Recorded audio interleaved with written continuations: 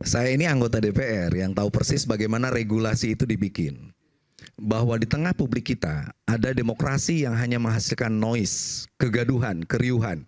Ada dai yang berceramah hanya isinya mencaci maki, menghina orang bahkan kepala negara. Ada seorang penceramah yang mengutip ayat tapi salah-salah. Pertanyaan saya, di mana tanggung jawab kita? Maka saya menginisiasi bahwa pertama perkuat dulu silaturahmi ormas, namanya silaturahmi. Setelah itu kita mengucapkan apa yang disebut silatul fikri. Kita mengumpulkan ide, gagasan dan sebagainya. Makanya Caislah harus digarisbawahi. Standarisasi yang saya sebut adalah standarisasi pertama standar minimum yang mengacu kepada nilai keagamaan Quran dan hadis. Tidak perlu ngomong nahu sorob dan sebagainya. Tapi tafsirnya beda tadi kata Caislah. Kenapa? Tafsirnya kan beda-beda. Di mana standarisasinya? Kalau Quran ketika kita baca, yang standar aja, nggak usah pakai tafsir dan sebagainya. Makanya dari sanalah muncul setelah kita itu ada yang namanya kewajiban dia memahami wawasan keagamaan, namanya maqasidus syariah. Lalu ada wawasan kebangsaan.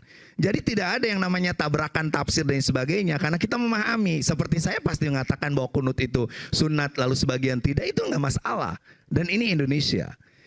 Sekali lagi sertifikasi ini pun tidak akan lalu menyentuh kepada persoalan bagaimana dai-dai yang sudah ikhlas. Itu nggak usah disertifikat.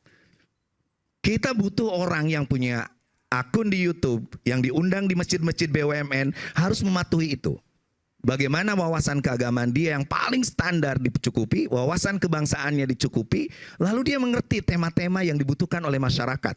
Mana ada dai sekarang yang ngomong soal soal perubahan iklim, soal mitigasi bencana, soal kemiskinan ekstrim dan lain sebagainya. Mana yang bisa mengeksplorasi itu? Isinya, saya itu dulu pernah jadi ketua lembaga dakwah pengurus besar Nahdlatul Ulama.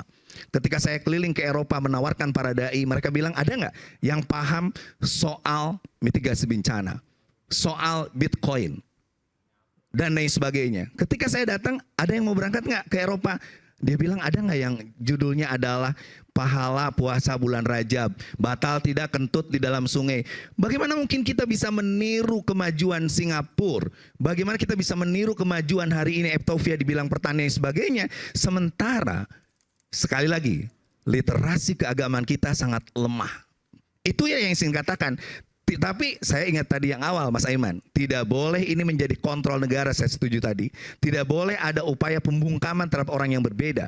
Ayah saya dulu kalau mau ceramah itu lapor dulu. Nanti ngomong ini, itu nggak boleh. Zaman Orde Baru tuh? Ya, seperti itu.